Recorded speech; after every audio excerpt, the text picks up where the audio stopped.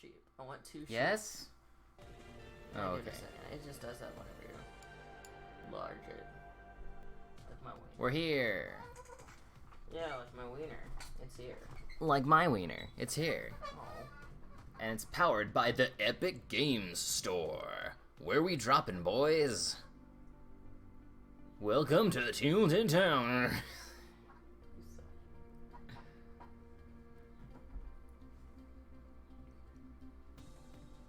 Yeah, count down to games. To game? Gums. Gums. Get your gums, get gummers. Rise up, gummers. Oh, we're doing it. Here we go, down the game tube. This is the PC Gaming Show, a celebration of the most vibrant gaming platform. Grandpa? The next 2 hours, you'll see all new gameplay footage. Oh, look, what's that? It's cute. Grandpa, Oh, get Papa. off of the computer. First gameplay footage for Vampire the Masquerade, Bloodlines 2, Masquerade Borderlands Vampire. 3. The 2. reveal of Evil What? Genius 2. No, it's not what we wanted. Last Who asked for Oasis, Masquerade Vampire? Everybody. Everybody who liked Vampire the Masquerade 1. Gravelands. I might be thinking of another bad vampire game. What's next for Terraria? Remnant from the Ashes. Mosaic. Warframe. Yeah, tomorrow's in that. 3. Shenmue 3. The reveal of Unexplored 2. El Hijo. Age of What? Wonders, Say that again? Planetfall, and more. I don't know, but I'm interested in it. Yeah. What other PC games? Are we gonna talk about the Good Life Online? Frankie Ward. Or is it Epic Games games? Good morning, good morning. Yes, ladies and School is out and I'm the back. PC Gaming Show.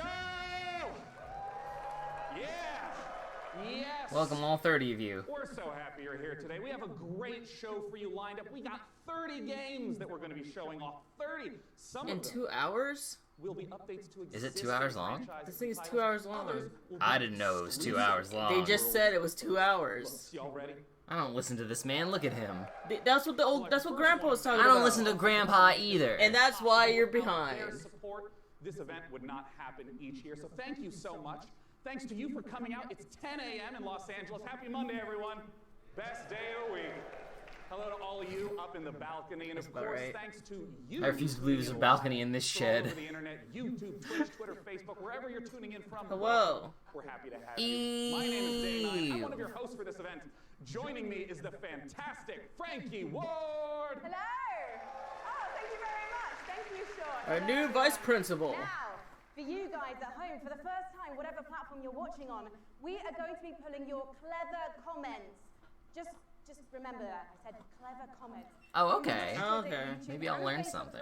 Maybe I won't. Famous on the internet, on the screen. You're the one telling me to pay attention. And one of the things But we're I still do, even when I'm not. That says something. Sean, you've got a mission to put that You sure said something. to the developers later. That's right. Midway I through won't. the show, I'm going to be asking I'm not those gonna send you any of those questions. I don't have, Do they like big robots? And we'll read them live. And they won't answer. Until then, let's start the PC Gaming Show with our very first title from UK developer Rebellion. Several years ago, they announced that they were working on the follow-up to Evil Genius, a real-time remember that evil one. layer simulator. And now, Rebellion is ready to reveal its nefarious vision for the project. So, PC Gaming Show, who's Time ready for to the Poo Poo strike Pee Pee it out Man. menacingly? The Poo Poo Pee Pee Man 2. It is the world exclusive reveal for Evil Genius 2 World Domination.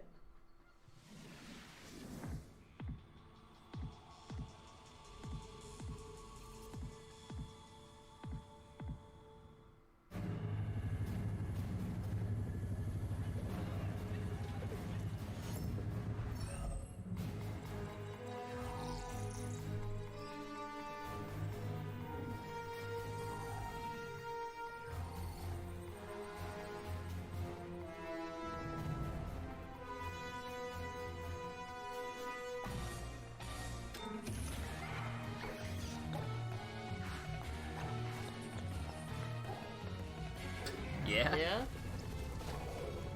Goodbye.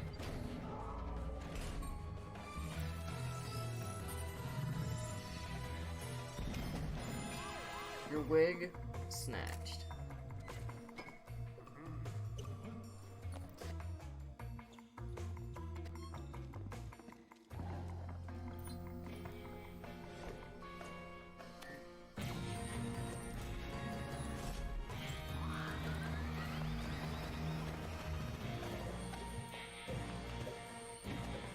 Yeah, this didn't look too... I feel like I could crawl through those. She's dead now.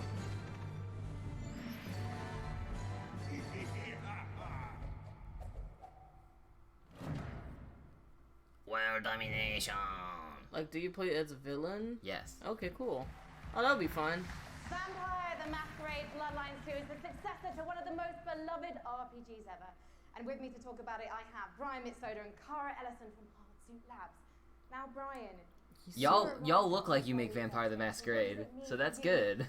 You're on brand. They're talking about the evil. It means that a lot of people have very high expectations, and we have to meet those. No, see?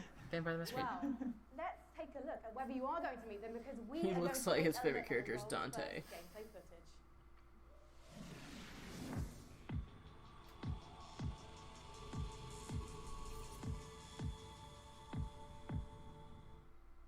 Oh, I remember the vampire game I was thinking of.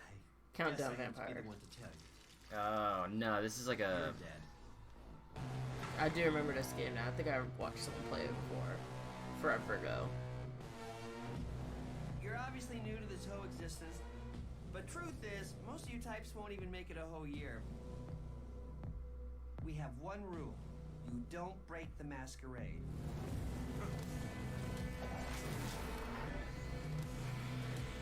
Food!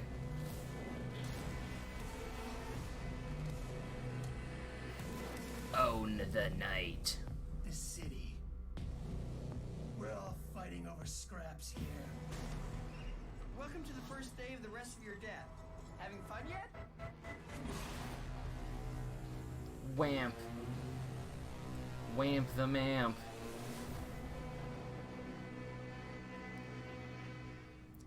$50 blood in the lines. Guys, what does it mean to be a vampire in this world? So in Empire, what it is, it's kind of a darker version of our world, and the vampires kind of need to keep their presence secret from humanity. So the vampires are kind of staying hidden in the shadows while also needing to feed on human beings and kind of manipulating us. It's for people who know how to understand We're time talking about zones. feeding on human beings. I'm getting Okay. flashbacks to last year's show. Cara, it's not just a case though of sucking blood and filling up your health meter, is it? Actually, different types of blood do different things. That's right. So we have the resonance system, which means that essentially vampires can kind of see the emotional resonance of human beings, like fear. Oh, the or ticker is obscured on our thing. And then they can What is? they can feed Look, on those people to like you can't feel see the the same things ticker as human beings on the but bottom. a little more That's fine. alive. Yeah, on our stream, on the very bottom of the stream is just cut off by our border is the Twitch chat. Wow, So you're very, not missing volatile, anything, viewers at very home. volatile And it's probably relationship, delayed by very like 500. It's probably delayed by a lot so they can filter out all the And one thing that was slurs. really intriguing to me when I was learning about this game is you don't just get bitten and turn into Nosferatu, Dracula, or Brad Pitt. And to be honest, I think you should maybe put Brad Pitt into the game, because then I'm definitely playing it. You actually have to adjust to your environment to becoming a vampire, Cara. That's right. So essentially, in the game, when you were made as a vampire, sort of very young vampire, a lot of other vampires are made at the same time in this thing called the mass embrace. And that means that essentially they're having a less lucky time than you in the world. You're having a relatively good time compared to them because they don't know what they're doing. They're going through vampire puberty on their own, and you might have a family, you might have, say, a wife and children, and you are morally objecting to drinking blood to survive, and so you might have a less good time, let's say, than the player is having. So you can find them throughout the world as well. And Brian, the first game came out in 2004. You've been waiting 15 2000 years for this. 2004. Any Oh, pressure? yeah, that it yeah, would be tons of okay. pressure. That's how long ago But, I watched it. Yeah, we're Years gonna ago. make it work. Well, you know what? I think there are people around the world watching this, and of course the audience here, and they all can't wait to play this game. Can you wait, guys? I can wait. I'm not in no rush. You've convinced everyone here now. Says no When are we going to be able gamer to ever. play the game? We're going Q1 next year. Fantastic. When can we learn more? Bloodlines2.com. Thank you so much, Brian and Cara. Good luck. Give it up, guys. Bloodlines2.com. Have you ever wanted to play Dwarf Fortress in space? No. Starmancer is a space station sim from Ominux Games and Chucklefish. After Oh, okay, a catastrophe on Chucklefish. Earth, humanity has launched a desperate attempt to find refuge among the stars. Your task is to manage a colony capable of sustaining life, crafting components, controlling colonists, and sending out crews to mine asteroids. But when you're living in space, there can be big consequences for even the smallest mistakes. Let's take a look at the brand new gameplay for Starmancer.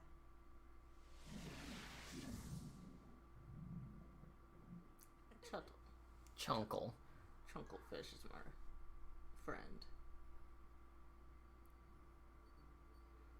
I'm afraid it's been 9 years. Neat. Tubes. Grow your okay. There they are.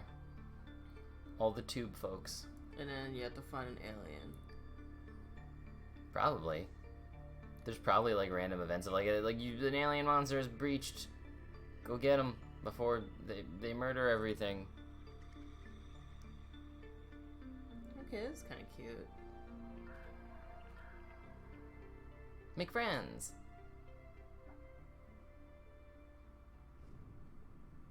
Yeah, there they go.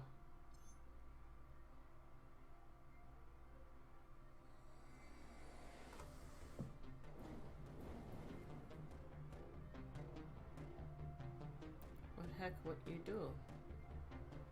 You gotta get him. Go get him. Beat him up.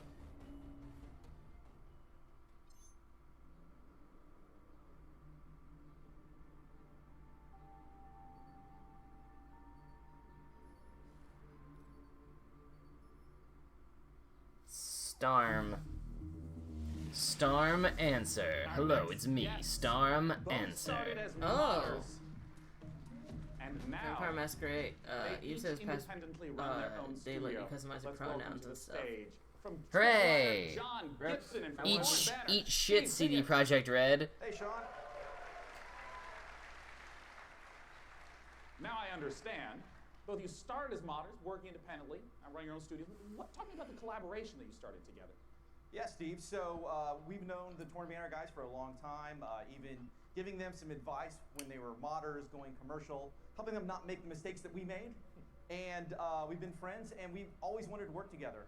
And now we've sort of formed this independent, former mod team, professional super group to get an awesome game out to fans. Yeah, and for us, this is a dream partnership as well. We've always been really close with Tripwire, and we really respect their games. We see them as one of the few studios that's bringing true innovation to the FPS genre, and that's what we're all about as well.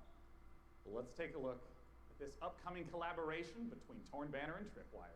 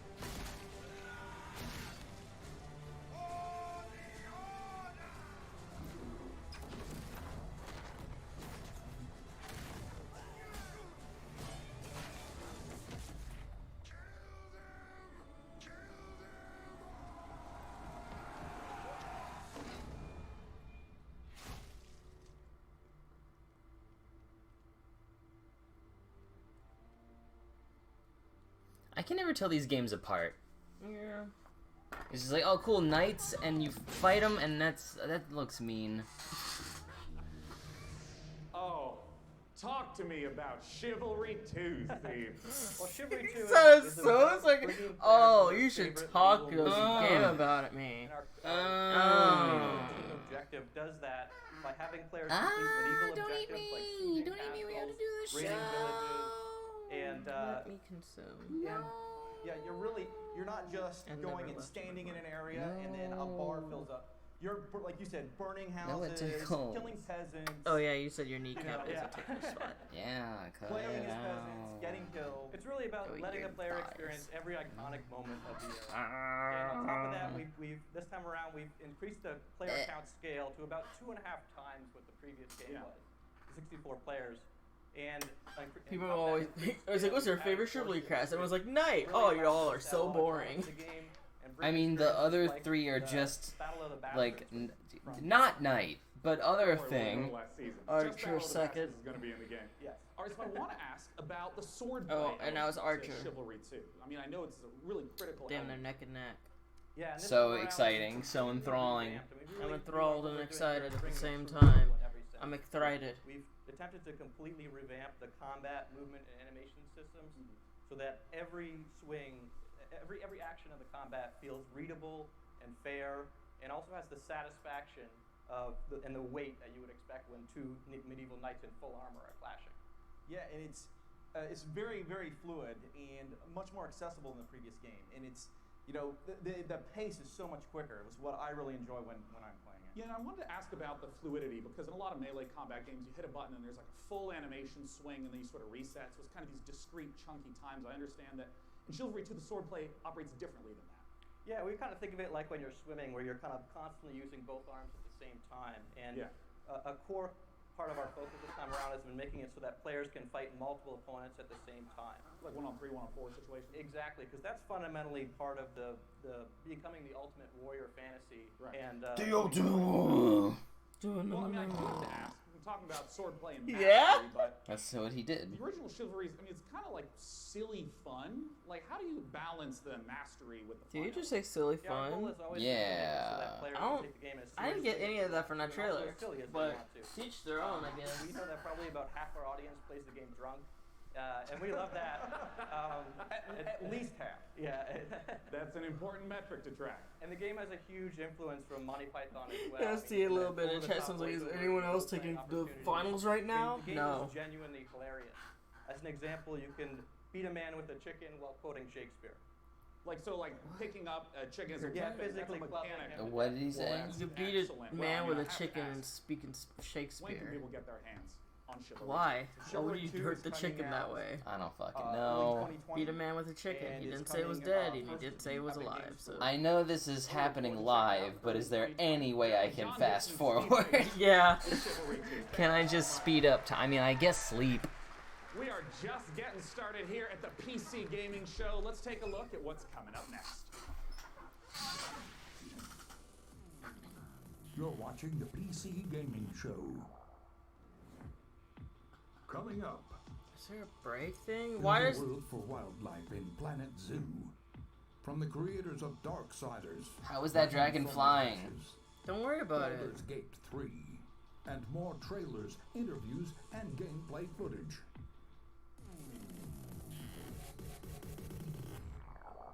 This is bad. Is this a trailer? I hope so. Blops. Oh, that's so many blops. Blip. Blip Blip blop. Give it to me. Oh, I want to collect trillions of blops. It looks like a Facebook game. Endless upgrades, endless fun. This is the best. This is the best game of E3. Look how happy that guy is. It's raining. He didn't even need an umbrella. He's so happy. He thick. Yeah. He got the thick hips. He got the mama bearing Thick hips. nothing else though. Them baby bearing hips. Oh, fucking look at the look at the game developer telling us that technology is ruining our lives. Okay, idiot. Who made this game? Banksy?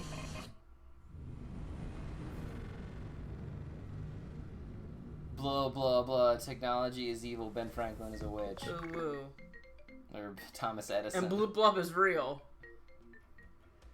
Okay, yeah, I'll play Blip. I'd rather play Blip Blop Yeah. than that game that. This year from developer Killbyte and publisher Raw Fury. So how are you guys enjoying it so far? I like There's you, some swords, some space but I feel like stations, you're being vampire your kingdoms. talents are being We're listening underutilized. to your Yeah. reactions to the PC Gaming Show throughout feel the like you entire should be in, broadcast, like, no matter what platform not you're this. watching and ranting on, so keep them coming. Our next game is a ghost Talk to us. multiplayer No. game inspired by a popular mod.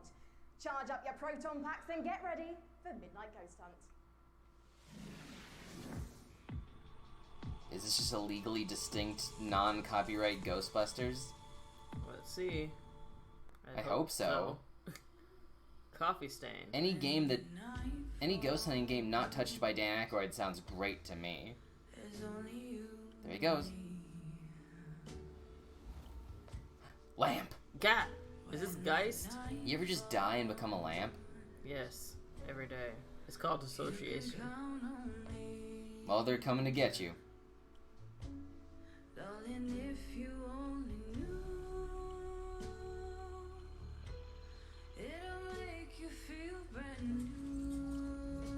What is this trailer music? This is Out of place. bad. This is a bad trailer. Also, you destroyed that lamp.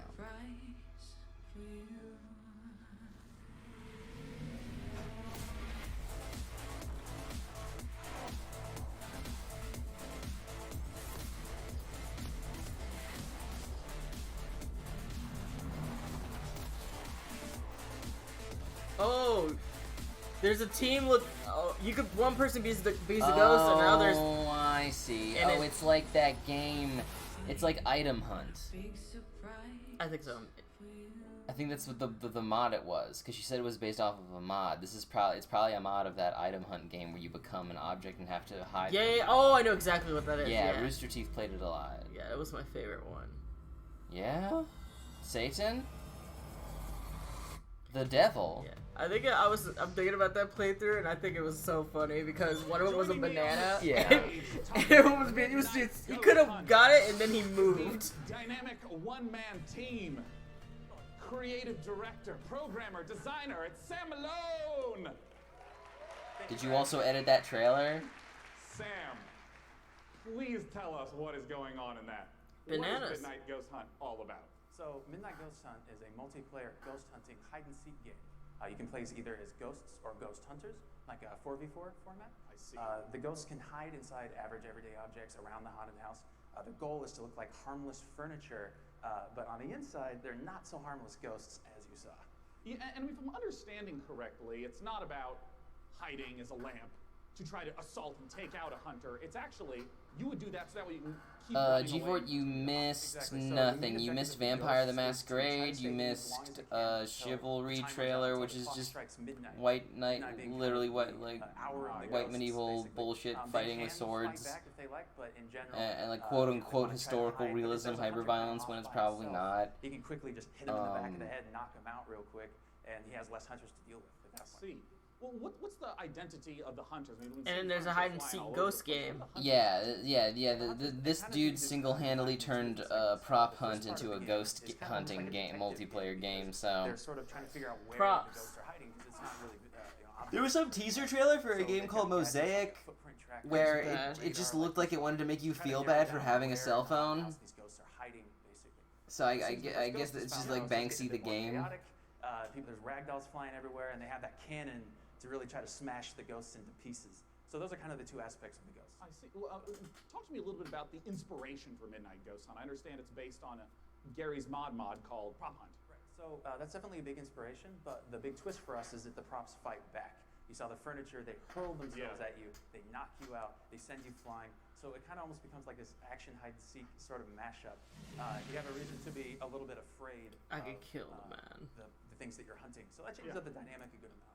And I want to Have ask you about seen a when ghost? Strikes midnight. We saw a very Yes. spooky red color pop up. We didn't see. No, it's such a What's going on? 50-50.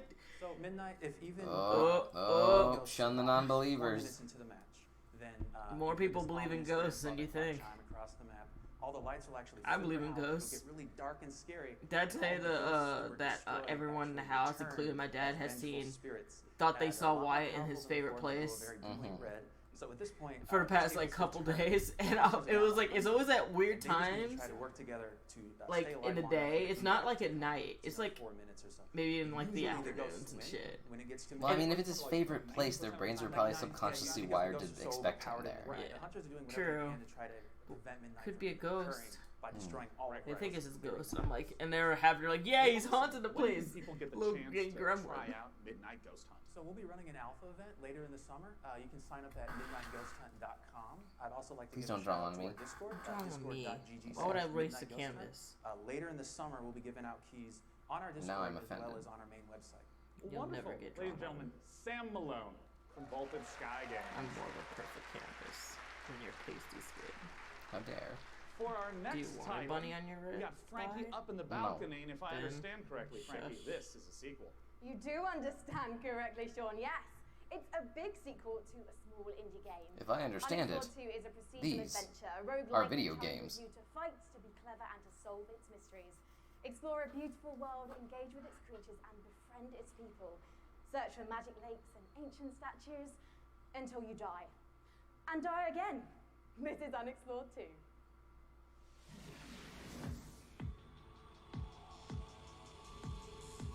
World exclusive. Rabbits.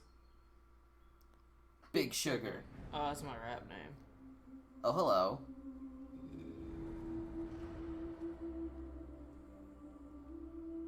A little Pikmin. Looks like a fucking Mike Mignola comic. All the just absolute black. Okay, here we go. Now it looks more like I almost said Mobius. There is some game coming out, and the whole pitch is like, we made a game that looks like Mobius. I don't think it's this one. Oh. Every place you die, you go back to the beginning. And you keep exploring until you Explore.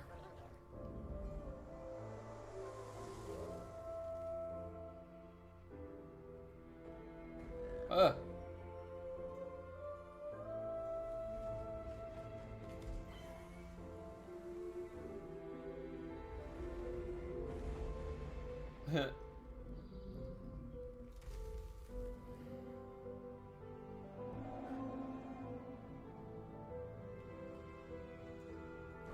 Ooh. This is very already.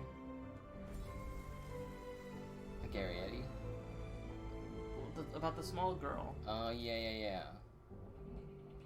I think everything is. I think you're normal size, but everything's just fucking big. But One But of Lilypad was the huge. biggest bang Sometimes for your Lilypads buck that be you can huge. get when building a new rig is investing in a new monitor. And here to talk about a groundbreaking new display is Samsung's Dean Dalcero. Welcome, Dean. Peddle your wares. Ha! C27 RG5 curved gaming. Can't sell your monitor when your microphone's off, chump.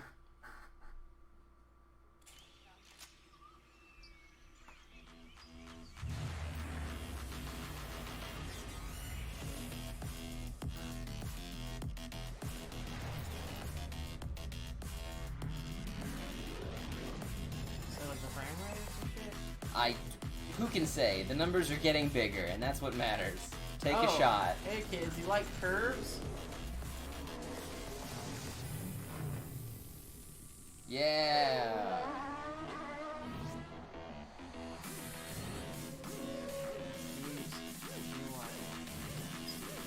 I should really write these shit down because we need to get a new gaming computer for streaming. We're not getting one of these. But it's curves. They told me it curves. Wait, is that oh, it's a monitor. Okay, Dean, so it's not we've like seen a the video, desktop. and I gotta start asking. Talk to me about some of those juicy features and specs. So it's a 240 hertz curved gaming panel. We believe it's a world first. So you have lag-free and tear-free performance. And we think that the curve, its 1500 art radius, is going to be a very immersive experience you wouldn't get from a traditional flat panel. And I wanted to ask a little bit about some of the color specs. Sure, it's a 3000 to 1 contrast ratio, so you get those deeper Brian blacks, David brighter Gilbert reds, is hopefully it's chugging infinity, liquor right now, I'm sure. Yeah, and I understand it also has G-Sync. I saw that flash up on the screen as well. First G-Sync compatible monitor, so we're super excited about that. Well, since this is the PC gaming show and we're showing off a huge variety of games here, what are the types of games that you would expect that 240 hertz refresh rate and the G-Sync to work well with? Sure, so we think everybody's None going of to them. appreciate the speed and the performance, but ultimately, esports first-person shooters are really going to benefit. Right. Well, of course. Mario, fuck not it. just when is it available, but what type of cost are we talking? Sure. So it'll be available in mid-July for under $400 for a 27-inch panel. So it expands our gaming lineup to 8 models. Yeah. It's under $400. When you said 400, I mean that's 27 inches. Right. $400. Wow. Yeah, so our gaming lineup will be expanded to 8 models, ranging from 24 all the way up to a 49-inch dual QHD. Check out samsung.com/gaming240 or see us in the back of the room for more info. Yeah, that's right. For any of you in the audience that's there, you can go there for it. It's not $400. Not for that price point. Well, I want to let you know that we have all sorts of great presentations and games coming up. Let's look at what's coming up in the PC Gaming Show. Yeah, I got fucking giant Sharingan eyes in the fucking background of the stage. Never before seen footage, including Gearbox answers burning questions about Borderlands 3. The next game from Clay Entertainment. Get ready to rip the galaxy a new wormhole in Valfaris. And more.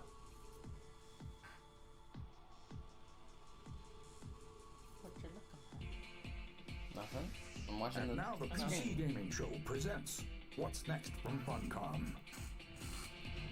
Do you see a difference? You drew a more into it. I needed to, because otherwise the stream doesn't know. Hello everyone, thanks for the warm applause. It's very She looks like exciting a for all of wrestler. us at Funcom to be Is it here me? at the PC Yeah. Gaming Show. She has, for the very she has like first wrestler time ever. makeup. Yeah. And naturally, we would like to show some of the cool stuff that we've been working on. So, without further ado, here are some of the games coming for 2019. Gooey. Is going on all across the zone. I don't fear nothing. Yeah, Moose Man. Oh my god. Big Con. Oh, Con? Hell yeah. A lot's happened since you've been traveling, Con. We could use your skills. Is that a duck? Yeah, this is a game about weird mutant furries. Happens to me. Less excited. Less exciting moves. Where's the furries?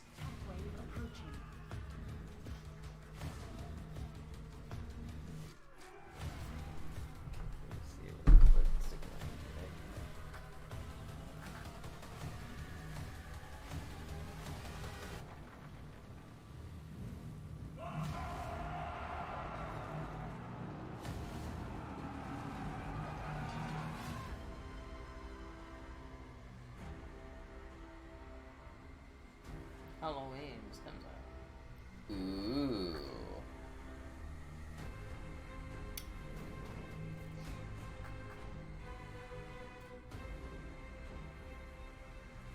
I feel like they got this sound, this music off like a fucking royalty-free, like dramatic trailer horror YouTube, like fucking like free trailer music. Download here. Who would have thought? My son, off to fly among the stars.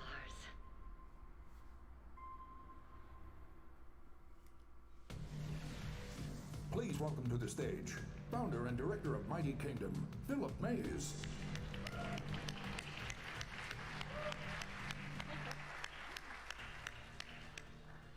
So yeah, at Funcom we've been doing our own games for over 26 years now. But recently we had the great pleasure to be working with some other very talented developers She's the size of and your help them chungus. publish their Yeah, games. yeah, the last Conan And game on was a that lot. note, I'd like to introduce Oh, Phil so a Mays. Conan game. He is founder of Mighty Kingdom, a studio out of Australia, who has been working with us on something a little different. Just a little. Thank you, Natasha. So on April 1st this year, we put out a little trailer for something called Conan Chop Chop. And considering the date, it was perhaps no surprise that people decided that that was an April Fool's joke. So yeah, we have a little surprise for you. Check this out. Chop chop? Wait, chip? Chip chip? Chip chip. You probably released on April Fool's Day in case no one liked it. And you just be like, oh, it wasn't real, whatever. That's a low bar, but okay. No, the bar's real low. There's no bar existing. This camera is from the point of view of the bar. It's the point of view of all the fans. Oh, this. Oh my god, what is it? Why does it look like Cyanide and Happiness? I think I've seen this, or I've seen something similar. This is the art style of Cyanide and Happiness.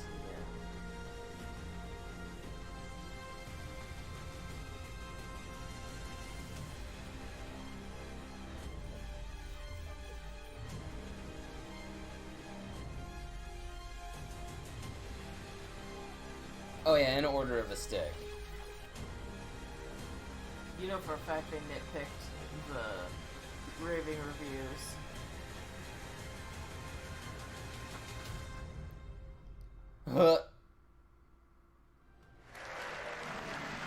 That actually looks like a fun game.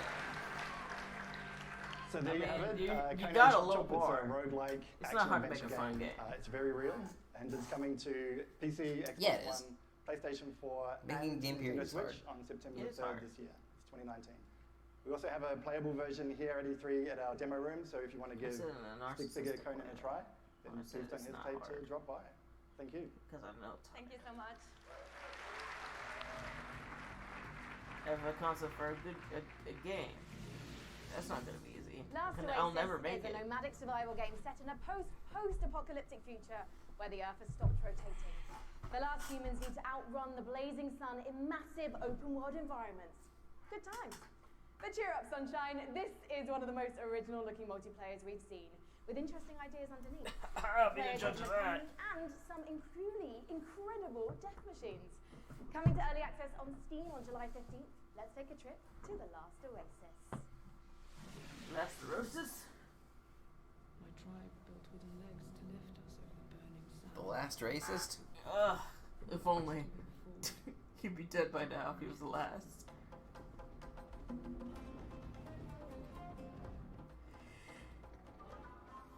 Oh, this is cool. All the technology is based off of that one dude's like wind art.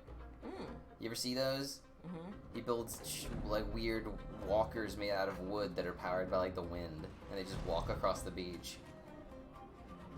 I hope they like credited him and didn't just jack his idea. They probably jacked his idea.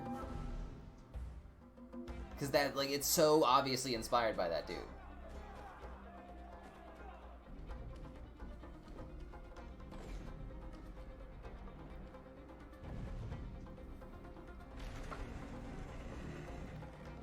It's water world, but it's land. Land world. What a terrible fate. To be on land. He's died. Perished even. On land. Now he has to drink his own piss.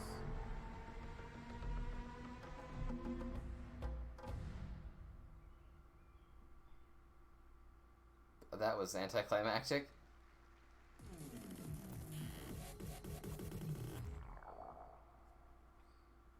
Well, it looks more engaging than Sea of Thieves. Yeah. I always wanted to play it, but then when I heard it wasn't that great, I was like, oh. It's yeah, you really need like a whole crew on like a Discord call to like fuck around and have fun. And even then it can get boring.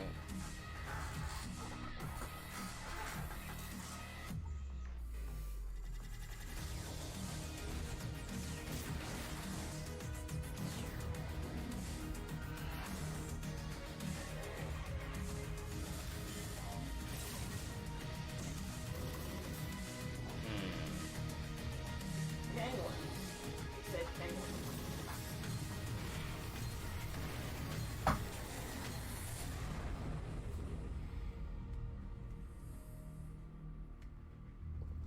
That cover art in that trailer did not look the same.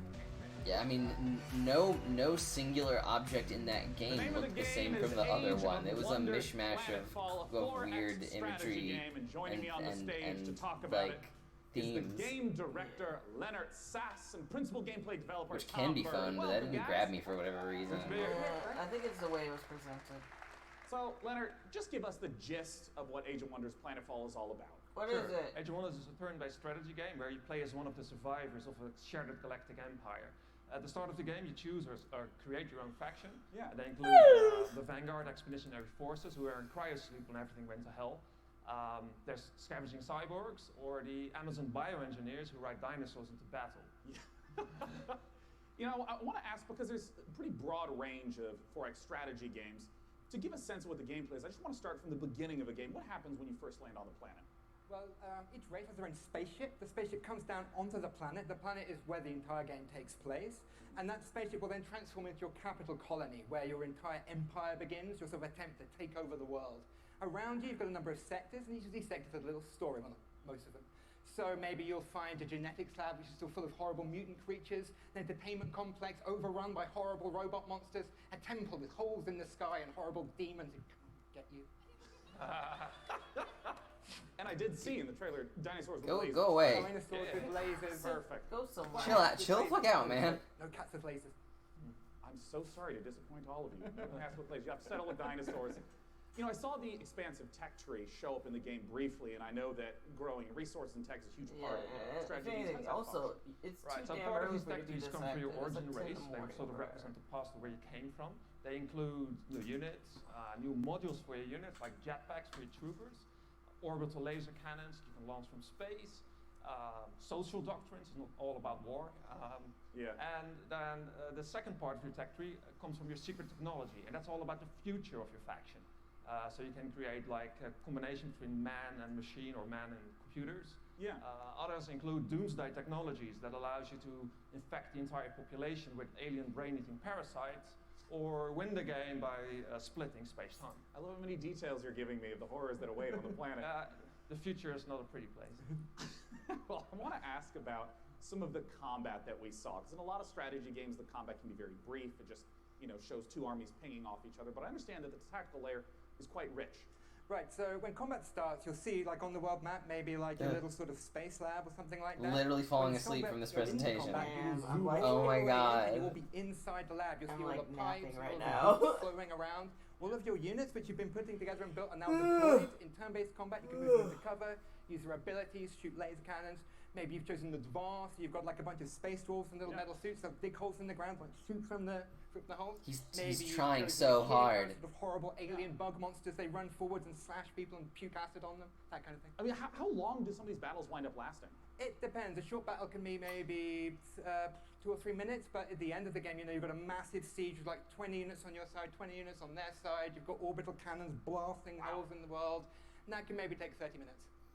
Well, talk to us about when we can play the game. Okay, the game is due this August 6th. It's going to be available on PC, multiple platforms, consoles, and it's available for pre-order now. Well, lovely. All right. Hey, what's that URL? It's aow-planetfall.com. Well, I'm looking forward to it. It's less than 2 months away. Gentlemen, thanks so much for joining me up on Thank stage. Thank you. It really just feels like they just like tried to shove every idea they had into a game. Like they came up with an exciting idea and they're just like, oh, just put that in there, put that one in there too. Put all my great ideas in the game. All my ideas are great and they all should go into the game. Sean, my dear boy. Your Yeah. life in ruins torn apart by Fuck the it. satanic Plan Z. A brave band of heroes cast the fury into hell, but little do they know, the nightmare is far from over. Now you're talking. Achtung! This is the world-exclusive reveal of the next shooter from the makers of Sniper Elite 4. Sniper Elite 5. Sniper Eliter. Sniper shoots water. Up their butt. Sniper elitist. Mature.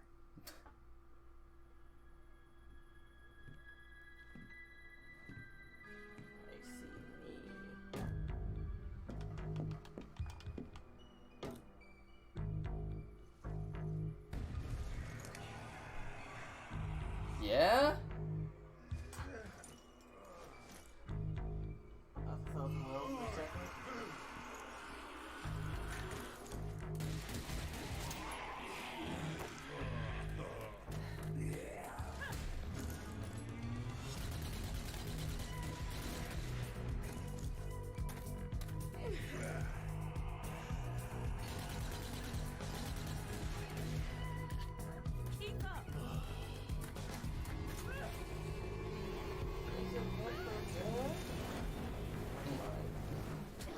It's not Left 4 Dead. I wish Left 4 Dead had 3.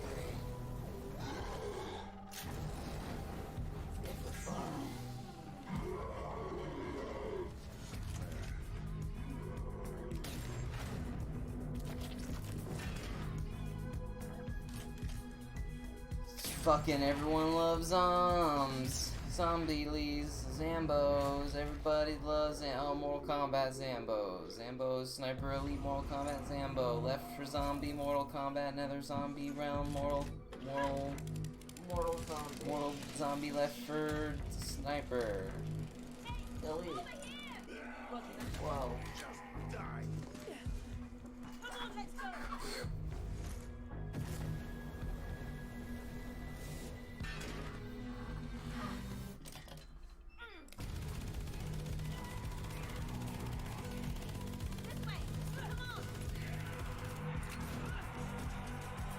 That really didn't do that much.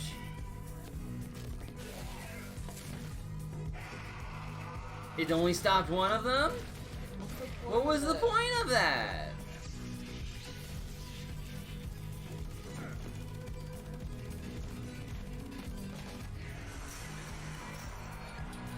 Wow. Weapons like shit.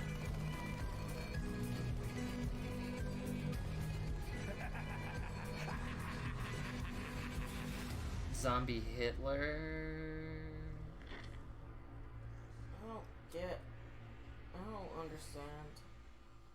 I don't understand. I like Zombie Hitler. Get to kill that motherfucker again. A love letter to classic Oh, anime. What's next for Warframe? I like those girls were pretty and had sharp teeth. Oh, space. Set before, during, and after That looks the Big fun. Bang. That looks fun. That looks good. Okay, hey, look, listen. Maybe they're saving the fun games for last. No. You give this stupid press conference too much credit. Yeah, everyone loves anime. The root have ravaged the earth. That sounds fine. That sounds like the solution to everyone's problems if his plants just sort of overgrew all our bullshit. That would have been like awesome. More food for me. We do not understand. This evil will consume our world. This is the second half of the Blair Witch game. Worlds beyond. It was just from Blair Witch. It was based off Blair Witch 2. Yeah. Rise to meet it. That last one was Blair Witch. This one's The Happening. And blood. They finally wrote a good version of The Happening. The trees actually do its thing. This is like The Happening meets Princess Mononoke. They are here.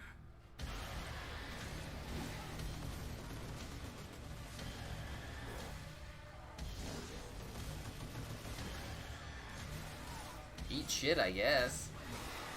Get absolutely wrecked.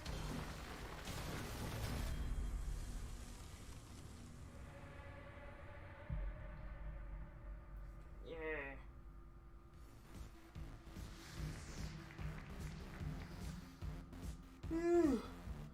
Joining me on the stage to talk about Remnant from the Ashes. In that trailer, we got the chance to see so much new gameplay footage and new environments. Let's welcome the CEO of Gunfire Games, David Adams.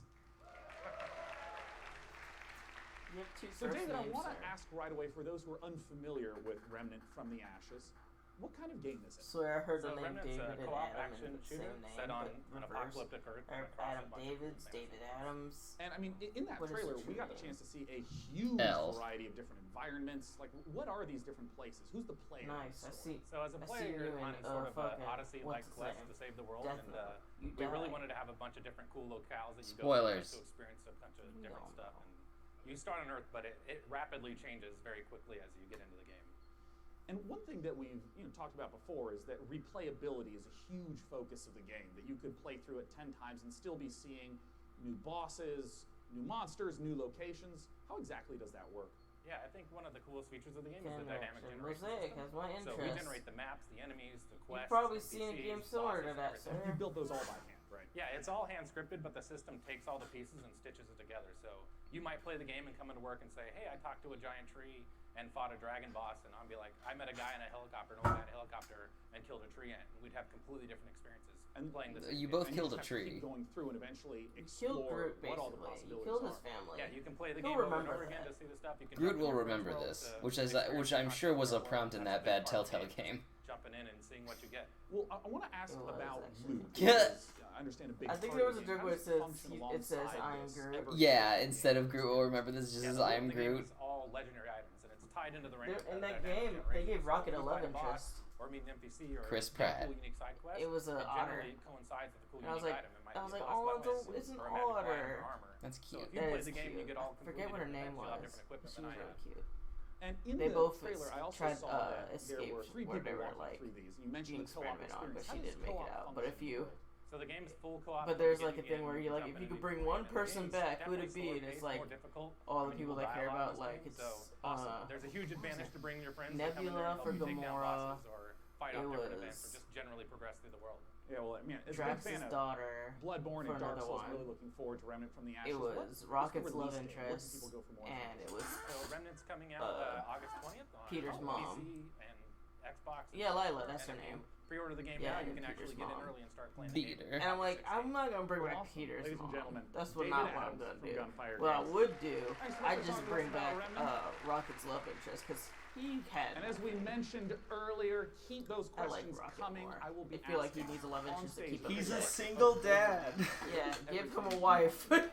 Doesn't matter what platform you're on, just use hashtag PC. And you can Gaming argue he's Show. a single dad to his whole Let's fucking talk group. about our next title. This one was announced 2 years ago at the PC Gaming Show here. It's a game from Clay Entertainment called Griftlands. It's changed quite a bit in the last 2 years. It's now a deck-building roguelike Griffin where you don't McElroy? just fight, but you also my favorite negotiate brother. your way through a broken-down sci-fi world. It's going to be available You know on what the would be Epic a Game cool Store in one game short month on that July would be 11th announced in if it alpha. did have a Take a look at sequel some of the footage of what of we're playing. Night in the Woods. Yeah, That'd be they're interesting. the game devs on that formed like a new studio with a couple indie gamers. They're working on stuff. It's probably gonna be a couple years out. Nice. Oh. They formed a co-op.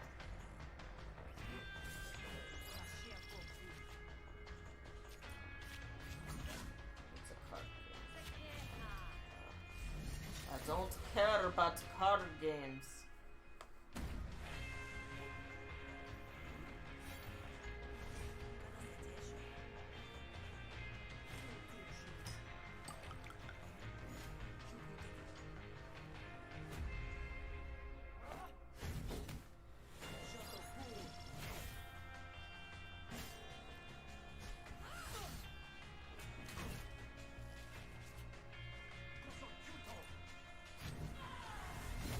Yeah, get 'em. Yeah, friends now. Full on friendship.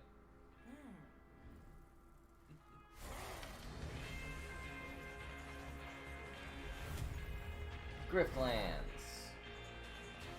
Beat up people with your friends to get what you want. Yeah. What's that? my Planet balls. Zoo is the latest game from the makers of the brilliant Planet Coaster. Please. I was like don't hitting forget something and I was Jackson like, what and the Lisa fuck Bowles is from my Planet hand? Development. Now, Piers, what kind of zoo are we going to be running here? So Planet Zoo is a new management sim game from us. It involves you Oh, the building and camera. looking after a It's going modern it's zoo. going You apeshit. get to look They don't know what after it's the doing. most authentic animals we believe you've ever seen in a video game. Each of our animals are unique. They have their own needs, their own desires, and their own Coaster? behaviours. Yeah, Planet They Coaster interact was with like each a other roller coaster type and react to tycoon the type world game that viewed came all out a couple around. years ago. And today, for the very first time, I couldn't really game excited the to roller show coaster everyone tycoon. here a I game got into that Sims we instead. and See where my life's at now. Let's fly the world's largest Probably family better car off they for actually the kept sake of making those games. Can I make aminals? Yeah. It's a whole planet of zoo. Can I make Look. ligers? Look, probably. There's a zebra, and a bird, and a wolf, and an elephant, An elephant? and a gator, and a giraffe, and Charles Xavier's School for Gifted Youngsters. Can I pet the baby elephants? Yeah, look at them. Oh, They're a eating baby elephant. They're eating a A melon. hippo. Yeah, he's pooping. Wait, oh, he's sucking up. Yeah, build it. Yeah, this is what I want. Bear time. Yeah, it's Caesar. Live hippo shits. I cannot do it. I can't wait to see. I can't wait to see each and every one of these animals take violent shits. Can't wait to see the bonobo monkeys masturbate and fuck. Y'all didn't know Monkey. that. Monkeys. Everyone is here. I love some of the animal shenanigans here. I mean, hippos pooing, adorable baby elements. It's absolutely brilliant. I can't wait to play it. But before we saw the trailer, Piers mentioned this is a modern zoo, but what exactly does that mean? So nowadays when you go to the zoo, you're not just going to see all the lovely, pretty animals. You go there, you want to be, learning about conservation, you want to learn about the research that they're doing, you want to be educated. And these are all things that you're going to be able to do in Planet Zoo. And these ideas of the modern zoo is really what we take to heart, and we're going to be promoting, the health and the welfare of your animals. Fucking feet looking like a zoo. And Piers, when can we see more gameplay? What are those? When are we going to be able to get our hands on it ourselves? So we're obviously demoing the game all this week at For E3. the life of me, I hate it! So we've ugly! recorded that presentation. Lisa's done a fantastic voiceover for it, and we'll be releasing that onto Frontier's YouTube channel. More like Planet Poo. Friday at 11 a.m. Hey everyone, hey gamers, rise up. More like Planet Poo. I want to play with animals. Hashtag Planet Poo. Everyone. They should make Sims Zoo now. Finish the Sims, you need to compete and make zoo animals. Finish the shit. Once you get magic, you have the power to make animals in a zoo. Please welcome to the stage gaming industry legend and Shenmue creator, Yu Suzuki. Shenmue 3. That is right. Shenmue 3. Ladies and gentlemen, joining me on the stage is a legend of Japanese game development. It's Mr. Yu Suzuki. Hello, everyone. In addition to being the brains behind the following games, Hang On, Space Harrier, Outrun, Afterburner, Virtual Racing, and Virtual Fighter, Yu-san also created the Shenmue series. And he's here to talk about Shenmue 3 right now. Take it away, Yu-san. Tell us where those fucking sailors are. Turn his mic on. Fucking microphone man sleeping back there. Probably because this conference is so boring. I just want to say thank you to all the fans supporting me for the long 20 years. Thank you very much. Hell yeah, it's been. Is he also going to reveal Virtual Fighter? Yeah, Virtua Fighter. Put the new Virtua Fighter in Shenmue 3. That's right. Let's take a world exclusive look at Shenmue 3.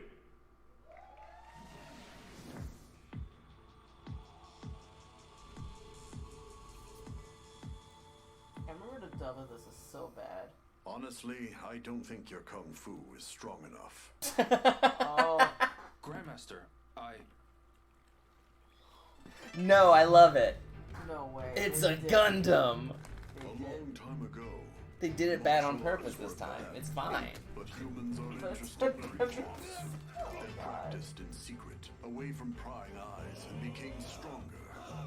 One even practiced atop this very boat. None Tread survived the ban and was passed on in this way. But break your shins, boy. And that's it. That's the trailer. what did you say to me? Stop it. Look, this is exactly what I want. I've never played Shenmue 1 or 2, but this is exactly what I want personally. I think I showed you the dub of the first one once, like the very opening sequence, and you're like, holy shit, I need this game. Hey, wait right there. The girl! It sounds like they exclusively got anime voice actors from like the late 90s who don't even do it anymore to come back. The Japanese guy who got in our way. You've got some guts to barge in here on your own.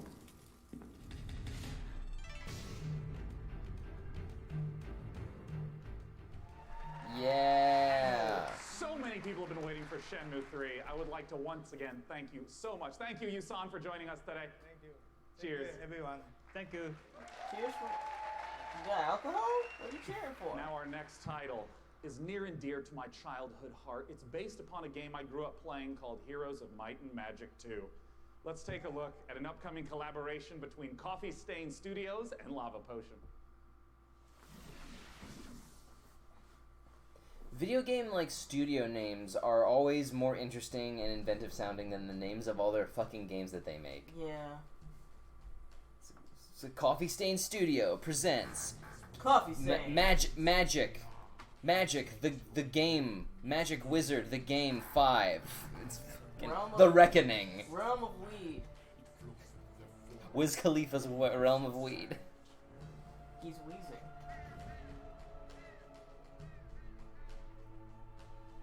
Play this as a kid, my dude?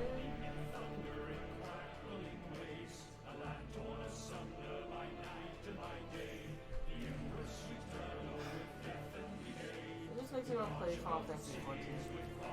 This, I mean, like, everybody's been complaining lately about, like, I mean, everybody's always complained about the overabundance of zombies in games and media in general, and that's true, but I think I think people need to start also complaining about the mostly uninspired Dungeons & Dragons Tolkien-esque fantasy stuff. Yeah, because it's been just as bad as it is with zombies. It's been worse. Yeah, I'll be like, y'all can't say you're sick of zombies if they're gonna keep making fucking Dungeons and Dragons games. And this isn't even necessarily a call out on the individual games themselves. I'm sure they could all be great, but you cannot ask me to every single year get invested in 5 games where everybody's fucking elves and dwarves. I don't care anymore. Yeah. It's all about well, you kind of start out with in the town. But I will play Final Fantasy 14 because that's actually fun. We call our commander. Yeah, like, you know, everybody has their favorite, right? It's like tomorrow's is Dragon Age, probably. Probably, I think it still is. You upgrade your I'm not saying it's not, but I'm just saying, like, there's so many, like, oh yeah, there's people could like more than one. That's true. And you know, I know mine that part of the is core loop is obviously get the resources to build up the township, but for what reason? Armies, man. Talk to me about those juicy battles. I don't even know what mine is. Like, I get, you know what? Like, Legend of Zelda is that in a way, but at the very least, they take a lot of ideas. Like, Gorons could have easily just been normal ass dwarves, but they went like, no, we want to make it really different, and like. The Kokiri, like the Hylians, could easily just been elves or whatever, but like no, they went out of their way to make them really fucking different. And most people don't even consider Zelda a classic, like a classic fantasy, even though for all intents and purposes it kind of is. But it just changes up its set dressing and themes enough. That's all you need. Yeah, just change it a bit. Don't call them elves. Call them some other shit. Call them some other shit and like change their culture in a substantial way. Basically, in the Songs of Conquest universe, like and have a reason to change their culture. Have something to say. Have something to say other than fucking. I think Final Fantasy 14 has done that because there are some unique ones, like the little elves. Yeah, the little munchkins. Yeah, little gremlins. Yeah, little chubby gremlins. Yeah, because they're not dwarves. I'm just a little baby girl. Yeah, they're just like little babies, but they could be old grandpas with beards, and I love them. But I'm gonna try my best not to be them for my next session for the SheepyCap. Late 2020? I don't know. Oh, it's quite a ways off. I'm probably the second character that's gonna be low. Oh, I just glanced at the ticker on the bottom that our stream can't see. Twitch user good old Smokey XB. So many good games are coming out. My wallet's gonna literally catch fire. Now our next title. I just like their username. To a popular co-op game. Let's see what's in store for Vermintide 2. Oh, Vermintide 2. This is a Warhammer game. Another tired fantasy thing that like I think does enough to differentiate itself. Maybe. Well, no, not Warhammer Fantasy. I mean, they have rat people and that's pretty fun. But in this game, you kill them, and that's not fun because I like these gross rat babies. My problem with Warhammer is it's just a very nihilistic, sad universe where, like, everyone is always suffering and that's the fun. And it's like, that's not fun. Shut up. The planet's dying, Cloud.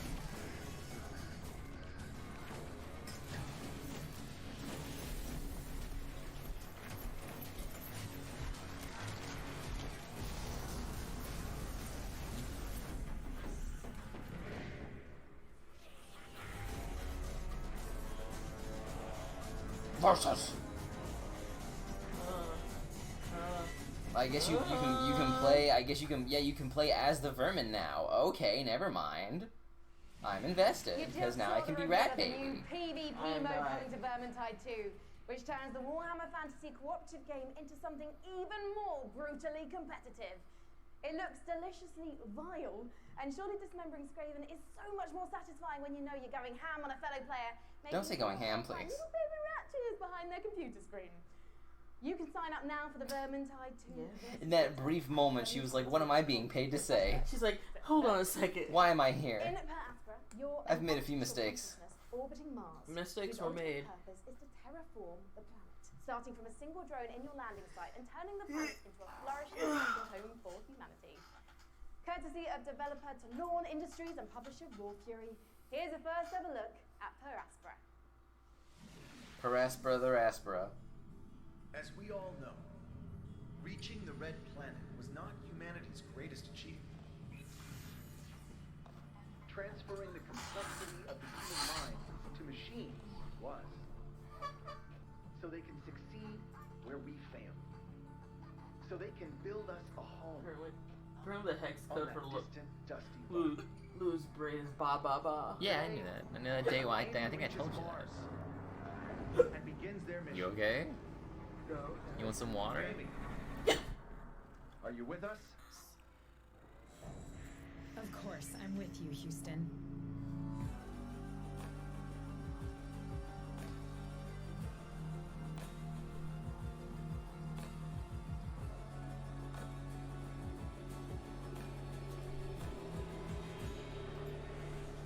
Hell yeah. In the Assassin's Creed universe, our next Yeah? guest sent You players alright? back in time to rewrite history. But for his debut project with indie studio Panache Digital Games, he's going to take us back 10 million years to where humanity began. Wait. Here to tell us all about ancestors is creative director and co-founder Patrice Debray. Do you want more water? Thank you for having me. Really happy to be here. I've been waiting 10 years to come back on the big stage at E3 showing off a game. Well, it's fantastic to have you Doesn't back. one when the I just monkeys wanna get ask, bigger? what inspired you to tell the story of humanity? And they Well, turn when to I started humans. Panache, I needed I guess so.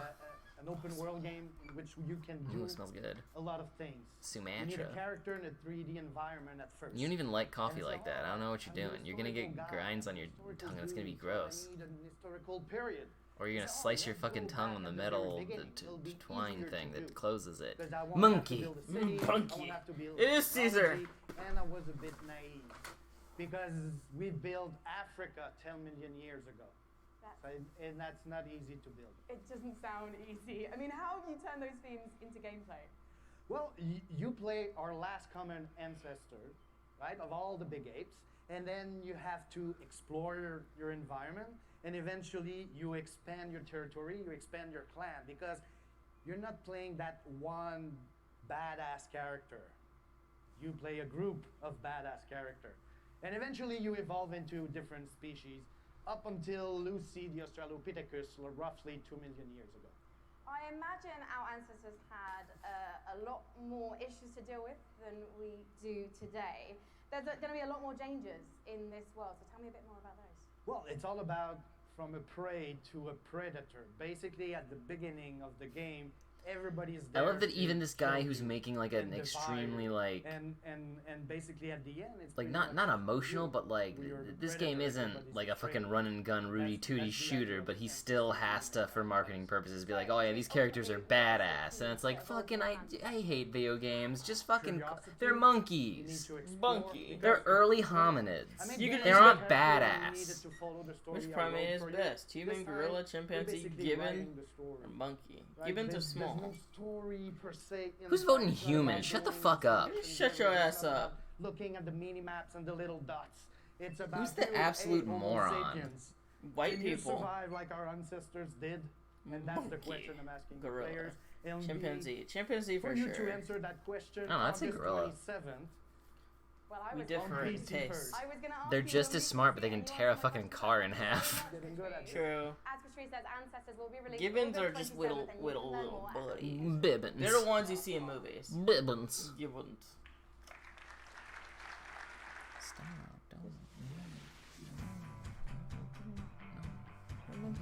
I don't want one. I don't want one. No. No. No. No, baby. I don't. No, don't draw on me, baby. No.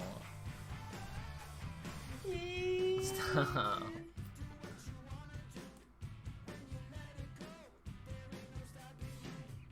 Alright, I'm gonna use the bathroom because this is just nothing. Yeah, I don't know. Is it over?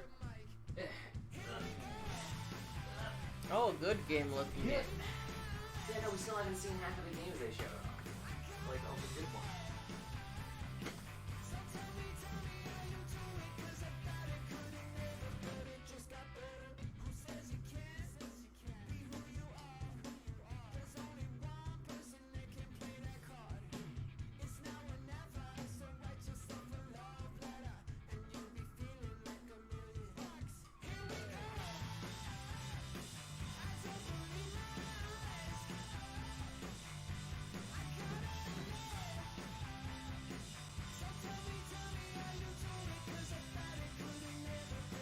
What's the goal?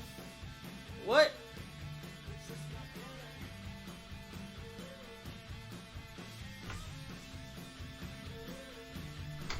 Wow, I literally didn't fucking miss anything. You missed a game where it's called What the Golf, and I guess you're the golf Yeah. ball. Oh, fun. I think I heard about that.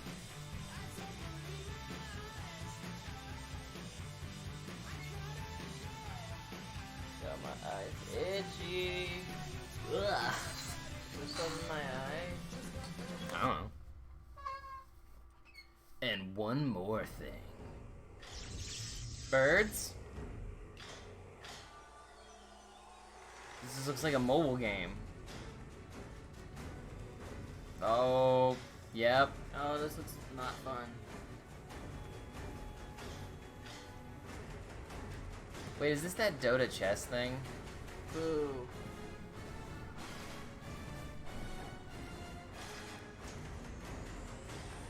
Auto chess, yes. Okay. But I think some weird thing happened where like they wanted to make a like a different version using original characters, and like Dota has nothing to do with that, but like the mod team is making their own thing, and like I don't know, it's weird. Games are weird, IP is weird. Get rid of all of it and burn it all down. Money is the root of all evil. Here to talk about it's coming to PC. Wow, everyone's on their phones. Take it away, Lauren. Yeah. Hello, everyone. I'm Lauren Lee. Yeah. Yeah. Hello. Hello. Yeah. I'm the CEO and founder of Dragon's Game. Dragon's Game is a game developer and publisher, comes from China. I'm so happy to be here today on this stage to introduce our game. Amy, why would you write that? To all you. Don't This lick is it. really No, I'm exciting wiping it moment off. For us.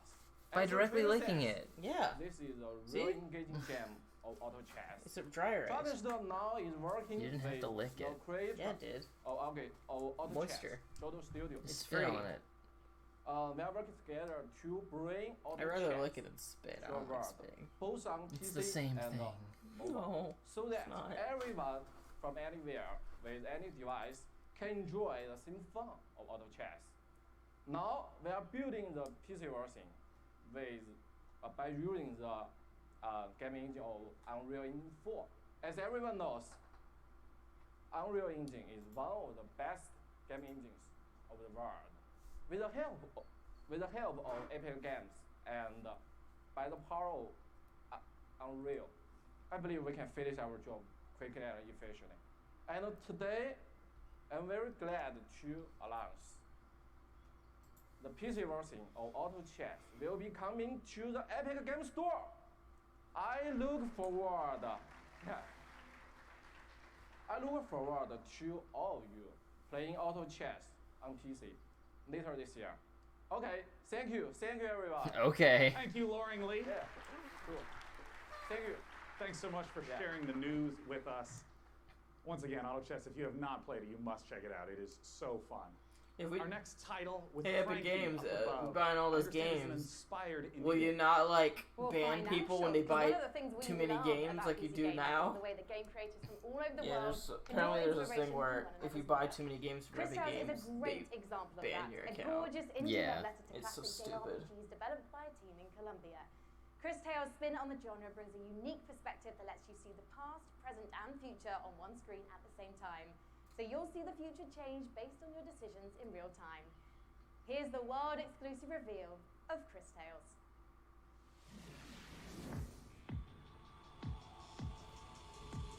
Chris Tales, he said? I don't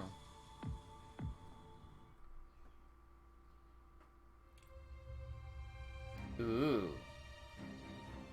Yeah. I'm here for this. What was, what is, and what would be. If you knew how it ends, would you change it? Could you make the hard decisions? Goggles. I'm in. You got it. I'm here. Tusks. I love cute girls with tusks. Give that wolf a sword. Time travel. Simultaneously. What?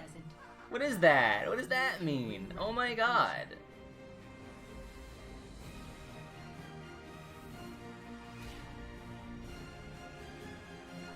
Holy shit. Yeah, Christ Tales.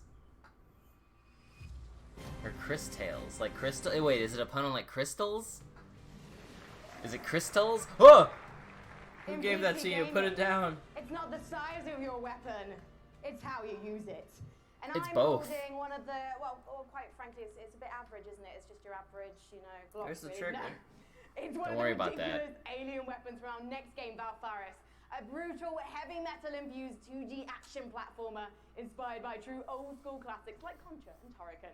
Assuming the role of fearless warrior Therium, players must blast and slash their way through the doomed citadel of Valfaris, overcoming its deadly environments and enemies before challenging the arcane evil at its very heart. Yeah, it Get ready to rip the galaxy a new world.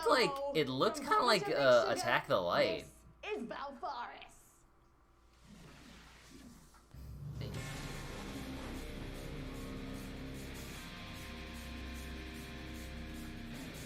This looks like a fucking PS1 game. Look at this. Daredevil.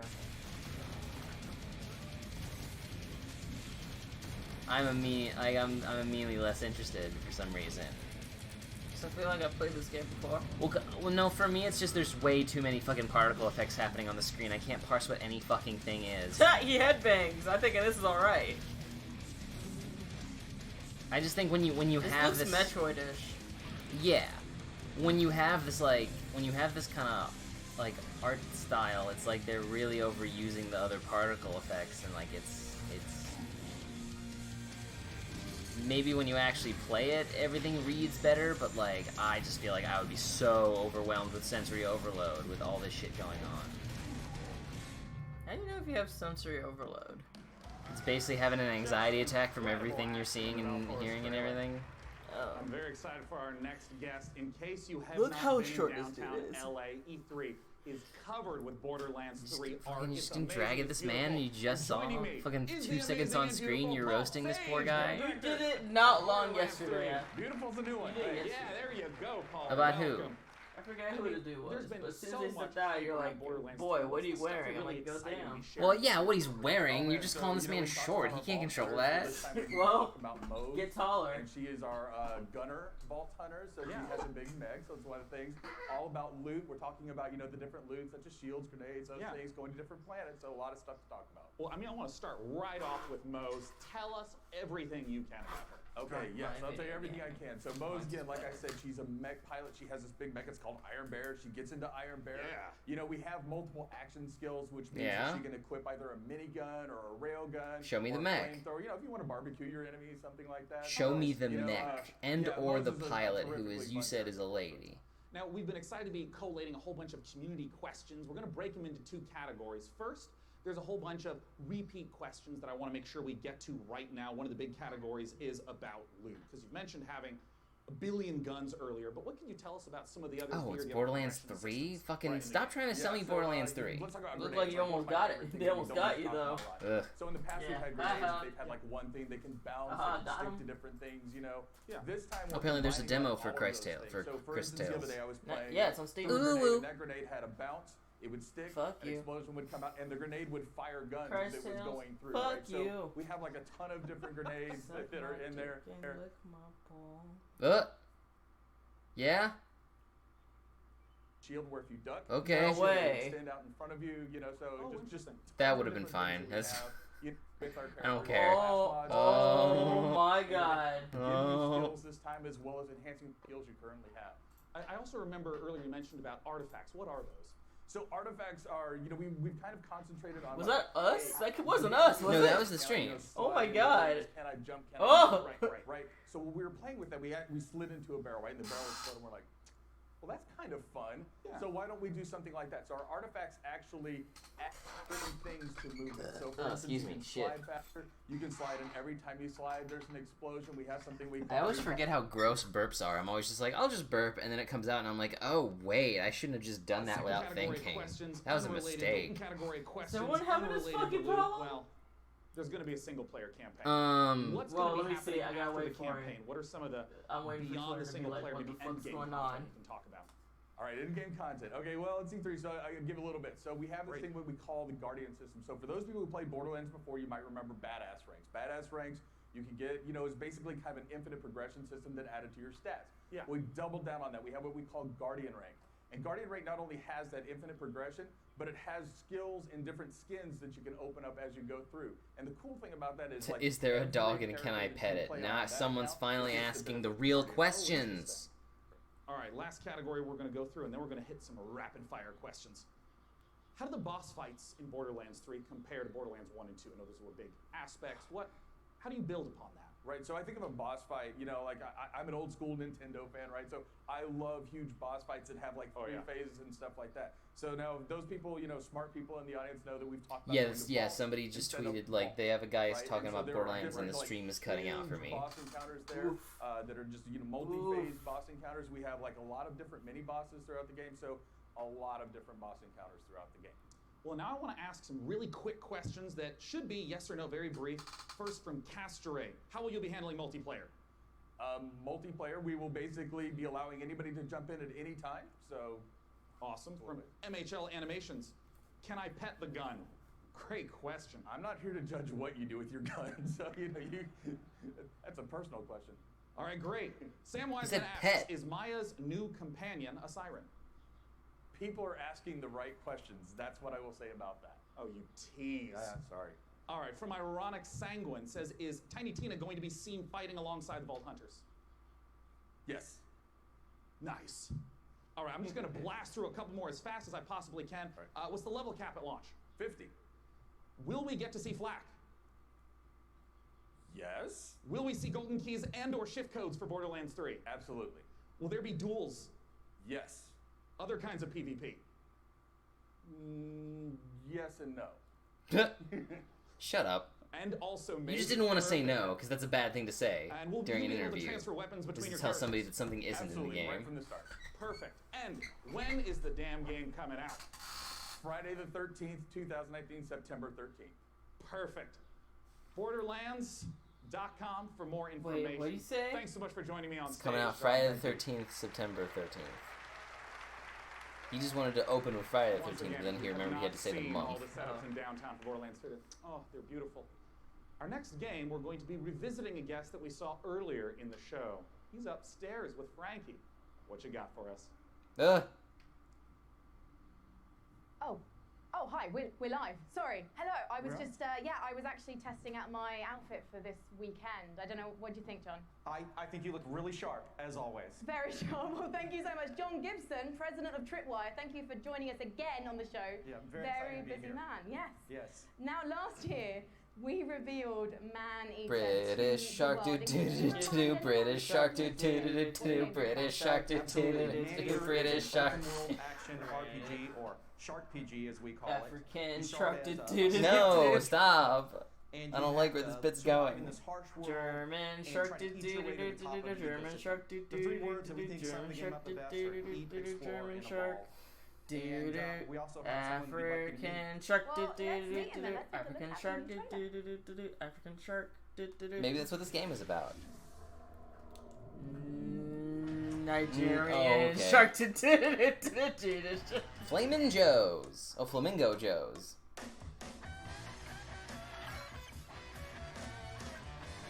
Yeah, okay. Is your shark buddy? Cool. No, I think he's just oblivious and doesn't know.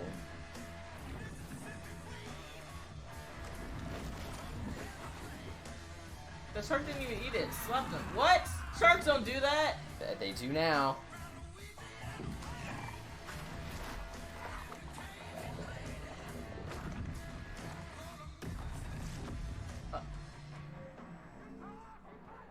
Come any closer with that camera, we two gonna toss him.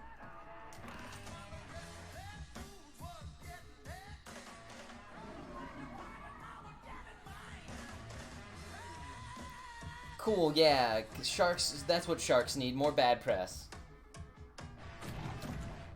Great, cool, yeah. Please make more people scared of sharks.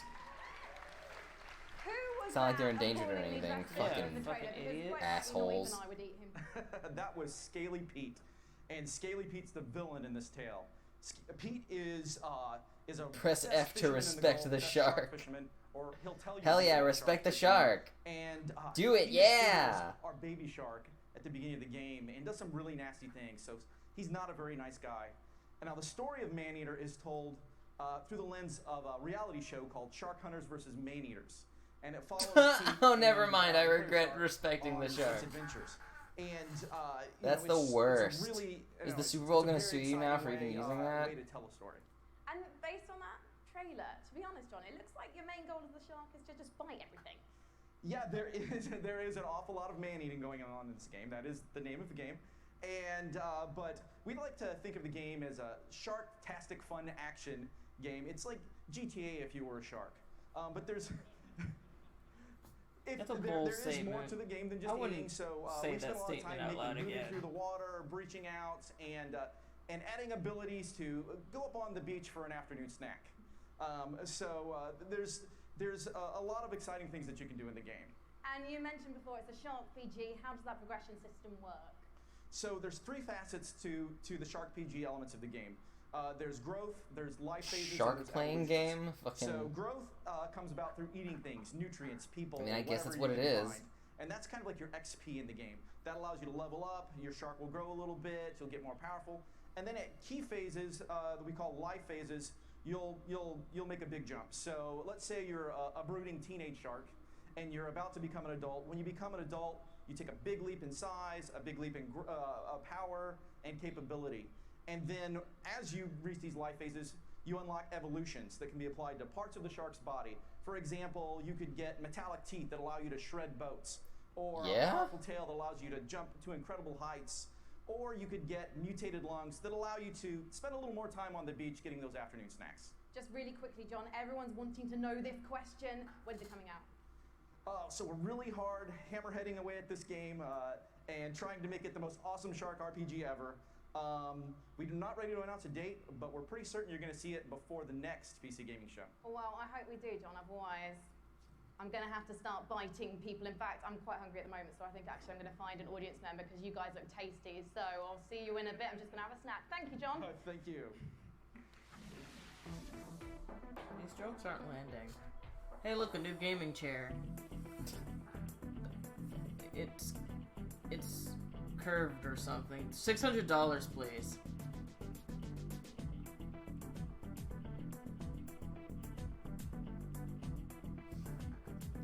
Can you remove it? No? E-win. Win online. Win E. We. E-win. You win. Oh, you're not gonna interview somebody about the chair? Oh, you're just sitting in it. Fuck you. You're all sitting in it. I hate this. You're all jackasses. I'll get 30% off. Oh. It's probably like Terraria is $400. one of the best-selling PC games of all time, selling almost 30 million copies. And part of the reason why it's maintained such popularity is the fact that the developers Relogic continue to add content, going from 250 items at release to now over 4,000. Let's take a look. Oh, you said a number. At the ultimate expansion coming up, Terraria: Journey's End.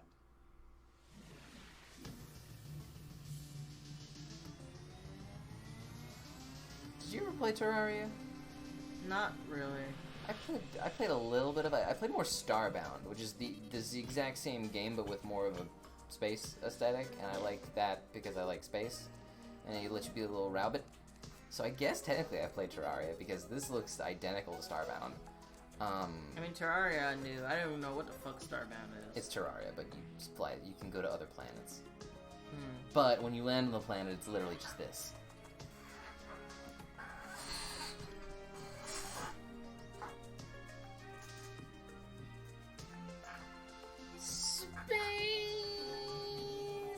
Space.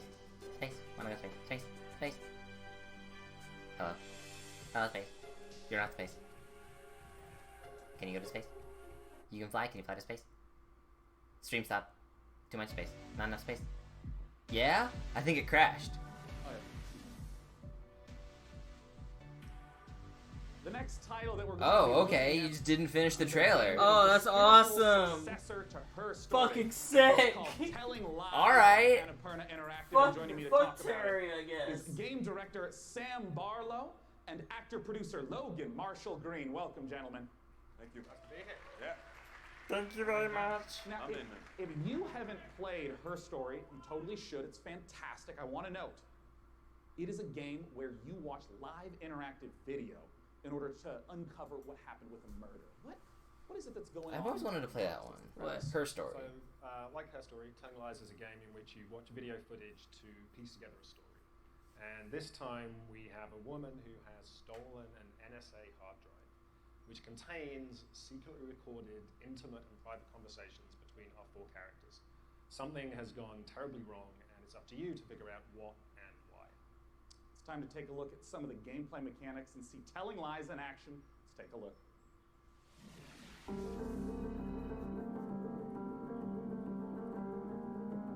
Wait, Her Story. Wait, is that the one with the computer? Where you're like investigating? I think so, yeah. Oh shit, is there a new one? Once upon a time. I guess so, yeah. Okay. Or like a game like it. I think it's a different story.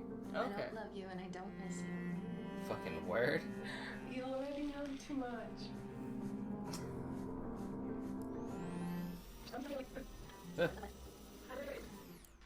It's late. I gotta get her in the bath. Alright, love you. Love you. Oh, that's nice. So cool. I actually really liked it, Her Story. I've never played it. I think I watched a playthrough of it. Remember Matt and Billy played it? It was about the twins that are getting interviewed about murder of like someone's husband. I didn't watch it. We did watch it. Well, then I remember literally nothing. Wow, we're watching it again then. Okay. Underdeveloped emotionally. I'm a loyal friend. God, there's so many more people. This is gonna be harder than this game. Who's that? Oh, who's that chick? Don't show your feet to the camera. Telling lies. Oh, Sam, I got some questions for you about what we've just seen. Talk to me about the mechanics. I saw, the subtitles up, highlighting, and it was loading more video footage. What's going on? So what we do in Telling Lies is we take all of the exploration. Oh, it's called Telling Lies? So all that walking around in a 3D world. Yeah. And we apply that directly to the story, to the footage itself. So you're going to be scrubbing around in these clips, paying close attention, and you're going to be picking up on the subtext, listening to names, people, places. And with that information, you're going to use that to find more clips, dig into those, and over time kind of build up this picture of the story. And it's truly like an open world video game. Well, a lot of times with the open world video games, they talk about, the square kilometerage or miles in America. What's the sort of scope that we're talking about? Like, how many hours of footage is there? So we got like over 10 hours of footage here. Wow, so really? It's a story that encompasses like 2 years. What I wanted to do with this one was, like I say, really embrace this idea of it being an open world game. You're free to explore and follow your curiosity. Just lose yourself in this story. Yeah. All the characters. It's this huge, messy, colorful story that we're trying to tell. Well, I'm curious, Logan, as a performer in this kind of game, what is it like to actually try to have all the layers in there for each performance, also not knowing when a player is going to be seeing the specific footage you're performing? Well, it's definitely a non-linear open world game, but our approach and Sam's approach was not unlike a movie or a TV show, and we had to understand it A to B. And so, for the most part, that's how we shot it. Obviously, when you're shooting a movie or a TV show, and in this case, a game, you're going to be shooting out of order. But we actually stayed pretty linear in how we approached the story. We went after it like all the other times we're actors. We just went after intention and what do we want, and we tried to make it as deep. It's got a lot of scope. Yeah. But we wanted to make it as deep as possible, and Sam is one of the best movie or TV directors I've worked with, so it was very similar. Nice. Yeah, look at you two. Yeah. Now, of course, I do want to stress to any of you, if you have not played Her Story, it's quick to play through. It's absolutely brilliant. Please check it out in the meantime. But we're, of course, waiting to find out, when can we play Telling Lies? Very soon. Very soon, I promise. We'll have a date soon. Right now, you can go to Steam. You can wishlist it on Steam. We all love Steam. And yeah, very soon. We'll be showing a little bit more during E3, and then we'll be out. Yeah, very soon. Fantastic. Desperate to get it out there. Yeah. And we can play it. As soon as humanly possible. Yeah. Well, Sam Logan, thanks so much for joining me on stage. Once again, Telling Lies. Thank you for joining me on stage and telling your lies. Now, up on the balcony, Frankie's going to be talking to us about a game that my friends, year after year after year, keep telling me I have to play because of how much they've improved it. Frankie, what's going on with Warframe? Well, Warframe. one of my favourite parts of last year's show, They improved it by putting Tamara in it. by a giant duck, was getting a glimpse at the future of Warframe. And here with the latest look at the next expansion to the universe is Space Mum Rebecca Ford. So, chat, behave yourselves, please, because Mother's here. Now, Rebecca, what are we about to see? We're going to take a look at an amazing trailer that our team has put together. A lot of our players have been waiting a year for a look at what we've been calling Railjack, so it's about time to, see what we've been doing. Yeah, let's take a look.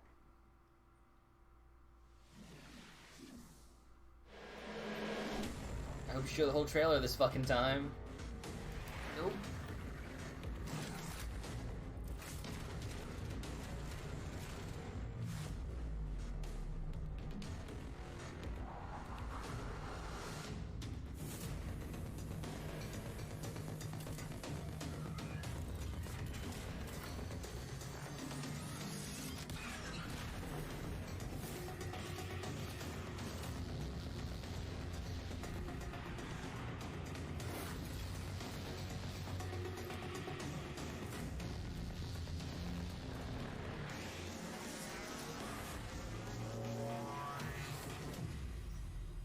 Yeah. Everyone in this game is like needlessly thick. Yeah, I was about to say, like, why was he so thick?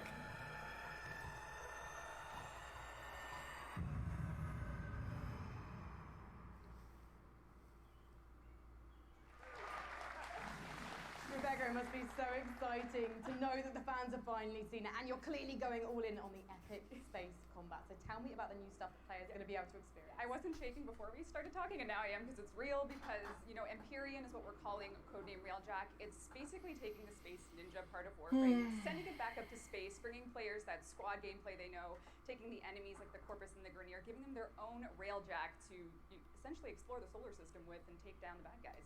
And when are fans going to get to see more? Well, TennoCon is in London, Ontario. It's July 6th, and you can come watch it online on Twitch. We're going to be showing a lot more in our keynote for what Empyrean is going to be. Well, today I'm getting a feel for the suit. So what's the deal with that sweet-looking necklace prime? How do I get my Tenno arms into it? I cannot say that on live television, but, there are ways. But yeah, you just have to link your Warframe account to your Twitch account. If you watch 30 minutes of our Tenno live show, you can get it, but hopefully you stay for the whole hour, because we got lots to show. Well, thank you so much, Rebecca, and good luck with TennoCon on July 6th. Thank you. Okay, now we've seen some amazing stuff today, but nothing quite so gloriously strange as our next game. Developed by Brooklyn-based studio Feral Cat Den, it's an existential-based Chad's Odyssey set during the Big Bang. Yeah, it's actually blown my mind learning about this one. Buckle up, everyone, because we're about to get bonkers with Genesis Noir.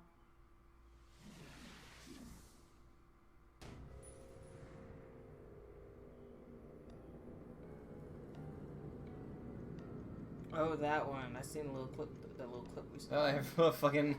Who's this Yowie man? Him big. Him so big. Look at his little head and his big everything. Everyone is big. Everyone has big and little head.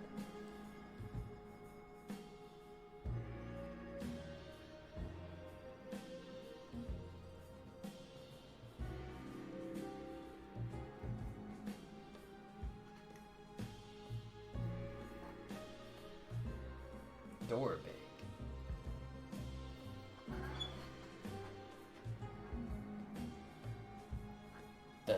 Coming to the Sega Genesis.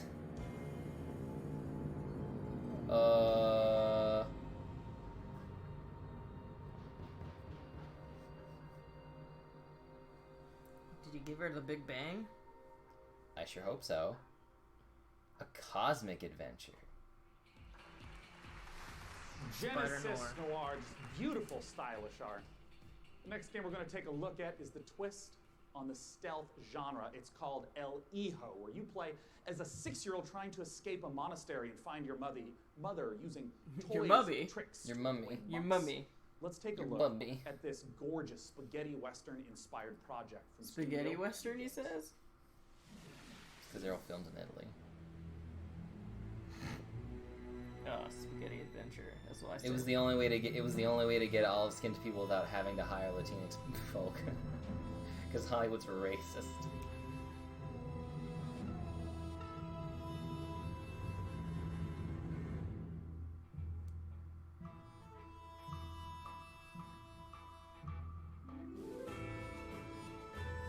Aw, this looks fun.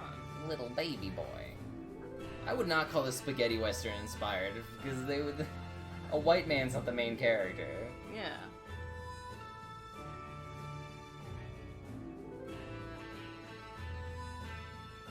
But what's he doing here again? He's looking for his mom.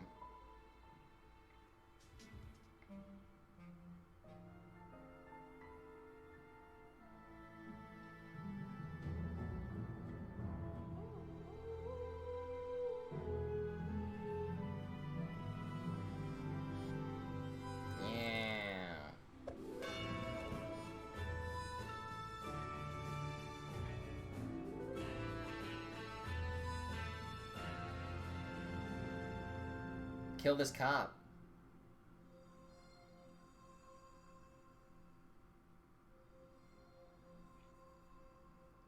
El Hijo. El Hijo. El Hijo. El Hijo, once again, is the title of the trailer. El Hijo! For our final guest tonight, please join me in welcoming from Larian Studios, CEO Sven Vinke, and from Dungeons & Dragons at Wizards of the Coast, the creative director of Dungeons & Dragons, Mike Merles, to talk about Baldur's Gate 3. Yeah! I was about to say, that like, there better not be people who are making El Hijo up have some questions. How did this partnership come about? We went to see Wizards of the Coast at the end of Divinity Origins. Yeah, that's been the most jarring thing about this is that they just seamlessly transition into the next game.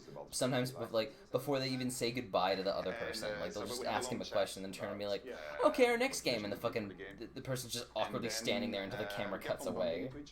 And they're like, "Yeah, you can leave now." In 2016, I get a phone call from Nathan Stewart, who's the big boss of Mike and the head of Dungeons and Dragons. He said, "You need to come to Seattle right away. We're gonna have dinner in a very shady restaurant."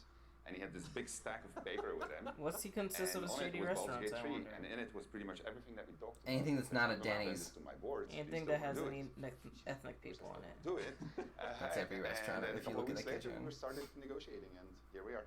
I mean, what is just like in general, like fucking. Oh, to me, it's the crown. But you're right. That's everyone's mindset. Computer games, right? I mean, for me personally, Baldur's Gate, There's this great moment at the country club that we used to work at. This lady returns her soup and goes like, "It's too spicy. I think one of the Mexicans in the back made it." And he hands it to the head chef, who is white, and he just goes like, "Nope, I made that." Sorry, I didn't like it. So it's incredibly exciting. Fucking called and out. It really is. It's such an important part of the D&D mythos as a whole. And we got a chance to see the trailer. Talk to me about some of the story elements, the world elements. What are things we're going to see in Baldur's Gate 3? Well, we're only talking about what's in the trailer right now, but obviously you're going to go to the city, because we start with the city. You start outside of the city, actually. There's going to be mind flayers. They're very nasty. You are seeing in the trailer the process of ceramorphosis, as we call it. It's accelerated, so that's not normal. Yeah. And you're going to see a lot of iconic creatures, iconic characters, iconic places, and as far as we go. I'm curious about some of the gameplay elements, because obviously, there's just been a big resurgence of Dungeons and Dragons, tons of broadcasts on Twitch. I mean, how do you translate some of the insane things that players want to do into, what like be gay? Computer game. Right. So we started with and have certain races not be all objectively evil. Player handbook, which Can we have that? Yeah. Absolutely not. We poured it as much as we could. Because Wizards of the Coast is still a bunch of like shitty white men mostly. Because it is a Of course video they game. are. This was made for. Because they think they own tabletop everything. gaming. As soon as shit goes And, down, then so they we started realize, modifying those oh things, wait, and then we had to we didn't add make things on top anything. of it because if you We're play the tabletop, you have a freaks, game 'cause master, they and you say, are, well, I like want to do people at this, this level. and then the I game want to master. start a fight with a pigeon. He's like, okay, roll for dexterity. Exactly, that's it. So we had to add systems to make that possible within the game. But I will say they should probably keep. See that's the other thing though. The race they are trying to like be more empathetic about is the Mind Flayers, but the Mind Flayers are literally a race of interdimensional slavers. But in the lore, they've been defeated and like almost completely wiped out, and now it's been centuries later, and like. There was some interview where some guy was like, you kind of feel bad for them now, because they used to be this big, powerful empire, and now they're nothing, and they're hunted to extinction. And it's like, yeah, because they tried to do that to everyone else. What are you talking about? Fucking Jesus Christ. Well, really what it comes down to is providing the story support. You know, we think of Dungeons & Dragons, the universe of D&D. My little witch boy. It's like I love your little for winch. dungeon masters and players to go into and build their own stories.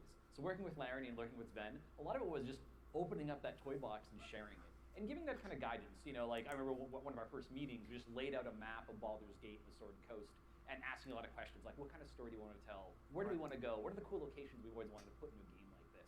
And then in terms of the system support, you know, what does it mean in terms of the story for each character, for each character race, each character class, so that if you have your favorite class and it's in the game, you really feel like you're taking on that role that you love so much from the tabletop. It's really coming to life in an authentic way in Baldur's Gate 3. And we're going to talk in a moment about Baldur's Gate 3 release dates and whatnot. But we have a second game that we want to talk about on a new technology known as pencil and paper. I understand that there is a tabletop prequel coming for Baldur's Gate. Exactly. So in Baldur's Gate, we think there's one saga, all the different games coming together to tell one grand story of the city. So on September 17th, we're releasing our next tabletop campaign, Baldur's Gate: Descent into Avernus, and it is the next chapter in the Baldur's Gate saga, and it's a prequel to Baldur's Gate 3. So if you haven't played a Baldur's Gate game since Baldur's Gate 1 or 2, this is your chance to check out on the history. It's been about 100 years since the events of Baldur's Gate 2. Yeah. So this will give you a chance to check in on the city, to see what's going on, its current state, who the movers and shakers are. We also feature a complete levels 1 to 13 campaign that takes you from the mean streets of Baldur's Gate to the depths of hell itself. And sort of pose to the players a question, do you want to redeem Baldur's Gate or send it to damnation? So we're putting that right in players' hands to make that choice. Well, I have to ask Sven, it's a question on a lot of people's minds. What can you talk to us about expected release time frames? So people have been waiting for it for a long time. Yeah. They're going to have to wait a little bit more when it's ready. This is the game that we want to play, so we want to make sure it's really, really good. And then when that's the case, then we'll release it. Well, I know a lot of people have been We'll waiting. release it when it's good and ready, is I think basically what you a lot just of people said. here Like, might fucking say, fine, take yeah, your that's time. fair. If the original Sin games are any indication of the quality, it's going to be fantastic and worth the wait. Gentlemen, thanks so much for joining me on stage. Thank you very much. Thank you. Ben and Mike, talking about Baldur's Gate 3. Goodbye. Goodbye, guys. Oh, you actually let him leave on camera. Well, it's because the PC gaming show has officially concluded. Let's bring up on the stage the fantastic Frankie Ward. Come here, Frankie. Hello. Hello. Oh, well, thank you so much, Sean. Hasn't this audience been absolutely fantastic today? They're as quiet as ever. Thank you so much for coming out. They all look up from their phones as the camera pans by. We want to give an enormous thanks to all of you who tuned in live. We want to, of course, thank all of you who personally showed up this morning, and of course the sponsors who helped make this possible. Epic Game Store, iWin, Frontier, Funcom, Paradox, Interactive, Hovercast, Perfect World, Rebellion, Tripwire, and Samsung. As you know, PC gaming is a platform. It's not a publisher or developer, so these sponsors are essential for letting us put on this show every year. Thank you so much. And I gotta ask Frank, any titles you're excited about? Well, I do love a baby elephant, so definitely Planet Zoo is slightly more. Oh, I hate video games. They're absolutely terrible. Baby elephants included, so Maneater, of course. I'm personally looking forward to Songs of Conquest, and as you heard, there's games coming out all across 2019 and into 2020. We hope you all have a fantastic E3. It officially begins tomorrow. Big shout out to all the other press conferences. Hello again, Drop Frames. Good to see you 2 years in a row. We hope you all have a fantastic time at E3 and go play some games and make some friends. Was he See you next aware? year. Bye, bye, bye. Thank you very much. Goodbye. Well, that happened. That was awful. I'm not even gonna sugarcoat it. I was bored out of my mind. I was so bored I'm drawing right now. I haven't drawn in so long. I'm really shocked at how little, like, they didn't reveal anything about Baldur's Gate. They just reminded everyone they were doing it. They didn't even re-air the trailer. They're just like, yeah, Mind Flayers are in it, and it's coming whenever it's fucking ready, assholes. Suck my dick. Alright, the next thingamajig is in, an hour, actually.